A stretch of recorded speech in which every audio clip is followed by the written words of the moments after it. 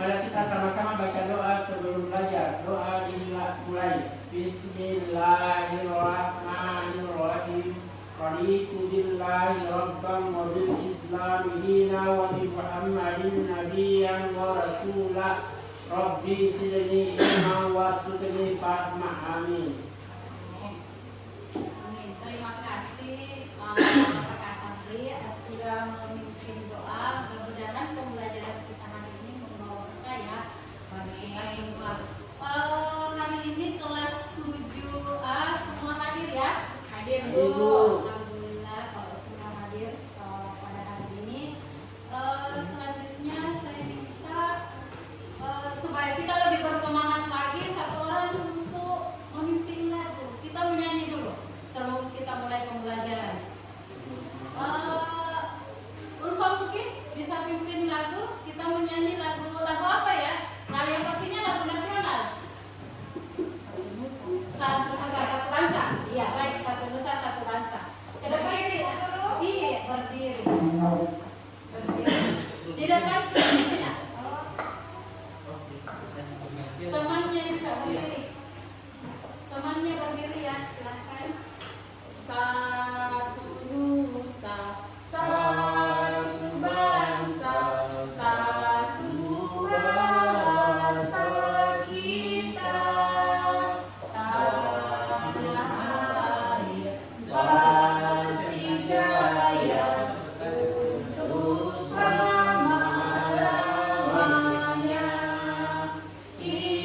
Indonesia pusaka,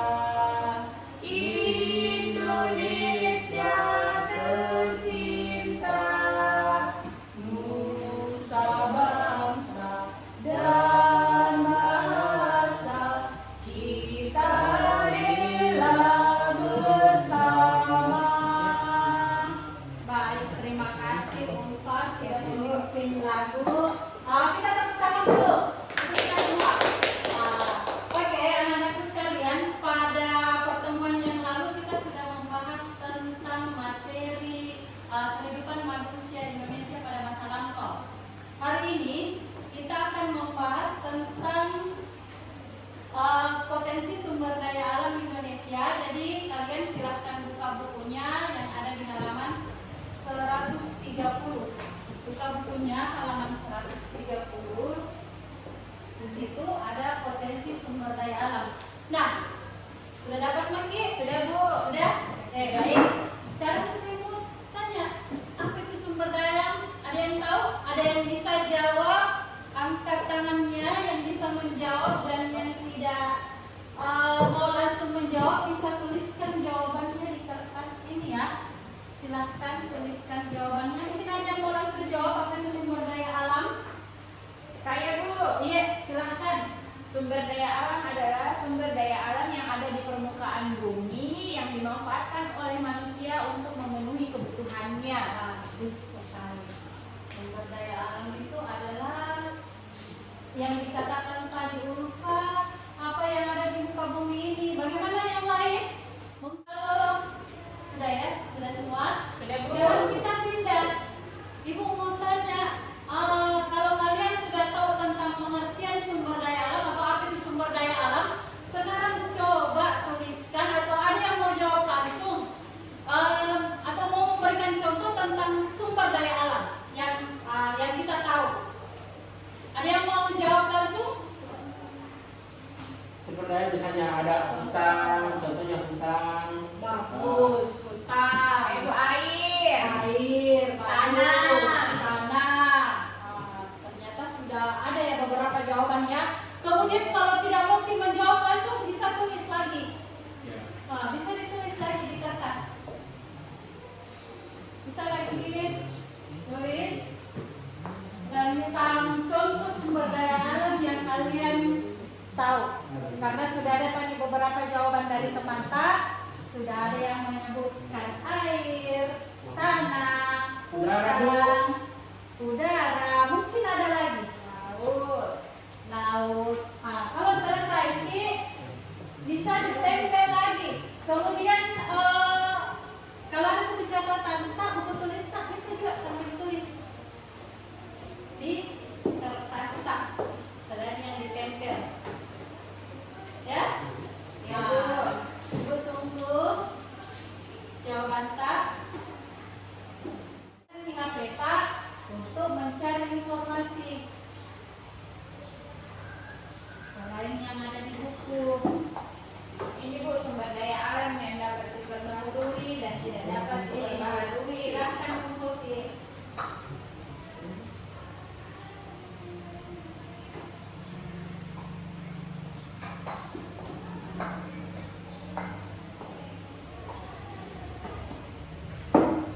Jadi yang bawa HP silakan ya.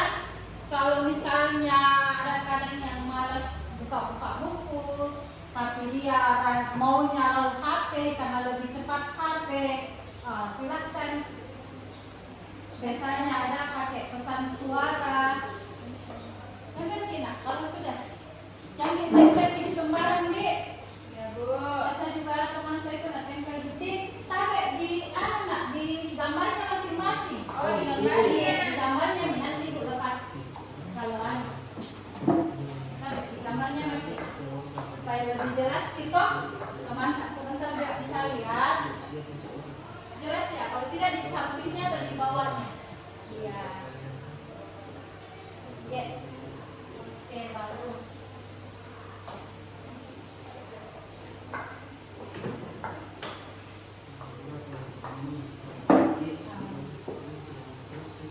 Pelajaran ini sudah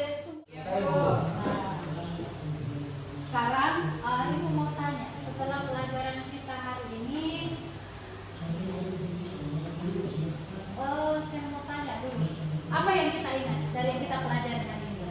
Sumber daya alam tambang Bu. Sumber daya alam terbagi atas dua, ada yang dapat diperbaharui dan ada yang tidak dapat diperbaharui Bu. Kemudian ada lagi temannya yang masih ingat apa yang dipelajari hari ini? Iya Bu, saya Bu sumber daya alam yang dapat diperbarui Bu. Contohnya air, tanah, angin, hutan. Ya, bagus sekali. Kalau yang tidak dapat diperbaharui Bu, minyak bumi. Jadi ingat Kidina ini oleh-oleh tak kita bawa pulang. Iya, Kita Bu. pelajaran hari ini. Iya, Bu. Untuk pertanyaan yang di atas, saya yakin ibu yakin bisa menjawab karena tadi sudah dijawab toh. Iya Bu. Potensi sumber daya alam yang ada di daerah kita. Bisa toh? Iya Bu. Oke, bagus sekali. Jadi untuk materi berikutnya kita akan membahas tentang bagaimana pemanfaatan sumber daya alam.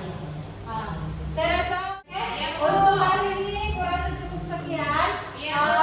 Ibu minta satu orang lagi pimpin temannya untuk berdoa. Sampai mungkin pimpin temannya untuk berdoa. Ya Bu. Doa sesudah belajar dimulai dengan membaca surah Al-Ikhlas. Bismillahirrahmanirrahim. Qul huwallahu ahad, Allahus samad, lam yalid wa lam yulad wa lam yakul lahu kufuwan ahad. Amin. Oke, terima kasih Ibu akhiri. Assalamualaikum warahmatullahi wabarakatuh. Waalaikumsalam warahmatullahi wabarakatuh. Iya Bu. Istirahat. Baik, terima kasih Bu Edi dalam melaksanakan simulasi.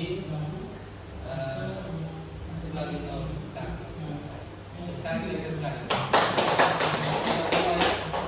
Nah, jadi selanjutnya kita mencoba mendengarkan dari peserta ya, observasi. Mungkin ada beberapa peserta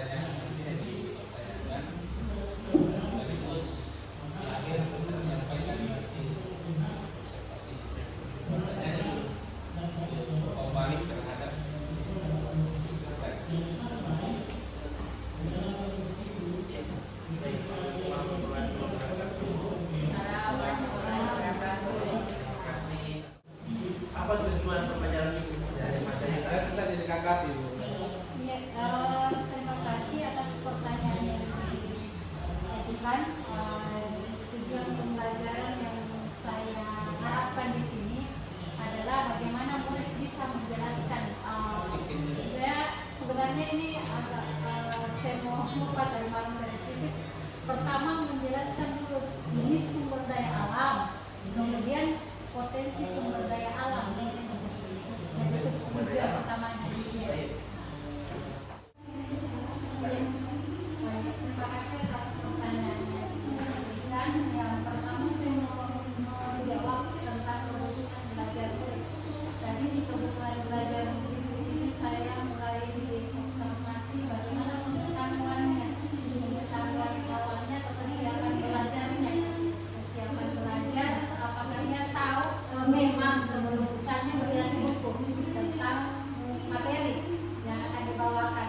Kemudian dari minat belajarnya ya, minat belajarnya tadi kan kita mau tahu apakah dia sukanya menulis ataukah menjawabkan sumber. Nah, itu kan yang kita mau tahu, suka menulis atau menjawabkan sumber. Jadi tadi saya sudah bisa ternyata murid saya ini ada yang suka langsung saya ada yang maunya menulis dulu baru dia baca. Nah, kemudian ada gaya belajarnya sebenarnya karena berandai-andai saja, karena cuma dua ini ya, cuma dua bapak itu ya, jadi berandai-andai saja. Ada gaya belajarnya tadi karena ada yang suka kalau saya lihat ada yang visual, ada yang suka melihat, ada yang mau mendengar, nah, kemudian ada yang aktif, mau semuanya, ada yang kinestetik. Jadi itu yang bisa dilihat tadi dari peminatan atau diferensiasinya. Iya, kebutuhan muridnya. Iya. Pertama ibu tadi sudah bagus sekali karena materi tentang sumber daya alam Indonesia ini sudah disajikan dalam bentuk PPT dan sudah masuk konten. Terus ada juga yang menggunakan sticky notes, dimana kalau diperhatikan tadi di setiap slide itu ada pertanyaan pemantik yang diberikan oleh ibu. Jadi caranya anak-anak menjawab pertanyaan tersebut dengan sticky notes sambil menempelkan dia sudah masuk konten juga. Antara konten dan prosesnya yang menggunakan sticky notes ini sama sebenarnya, kalau menurut persepsi kami sama. Jadi itu untuk kontennya. Kalau prosesnya tadi ya, siswa diberikan pertanyaan terus mencari jawaban tentang materi sumber daya alam. Nah, di sini siswanya diberikan alternatif pilihan seperti tadi ibu katakan, boleh mencari jawaban di buku, boleh searching ke Google pakai HP, ya itu sudah masuk proses. Ya, kalau diferensiasi itu tadi kalau ya sedikit salah ibu ya. Tadi pertanyaan tugas yang diberikan tadi yang di akhir itu Iya, kalau siapa lagi? Harus kita semua. Saya Pak, saya bukan pembelajar sebelum pembelajaran berdifferensiasi. Sebelum pembelajaran berdifferensiasi kan kita kasih, kalau saya pribadi buka buku ini, halaman sekian, buka materi ini, silakan tulis kita tulis tujuan pembelajaran, kemudian cari jawabannya di buku. Tidak ada kan mengaktifkan anak-anak, tidak ada, hanya cari bagaimana caranya tercapai tujuan pembelajaran. Nanti di sebentar kalau dia sudah dapatkan semua tujuan-tujuan pembelajarannya, saya suruh baca, kemudian saya jelaskan kembali. Jadi seolah-olah guru sistem ceramah supaya anak-anak pertama mencari juga di buku. Nah, senternya itu misalnya buktinya kita mengamankan ternyata pembelajaran berdifferensiasi lebih mengaktifkan murid ya, karena sesuai dengan kebutuhannya kan gitu kan. Kalau Pak siapa dulu? Pak Rudi dulu. kebutuhan belajar siswa. Ya, ternyata pembelajaran berdifferensiasi itu sesuai kebutuhan. Sesuai dengan kebutuhan. sesuai dengan siswa. kebutuhan siswa. Kalau Pak Sam harus dia saya suruh tadi. iya. Kalau baik Belajar berprestasi itu memperhatikan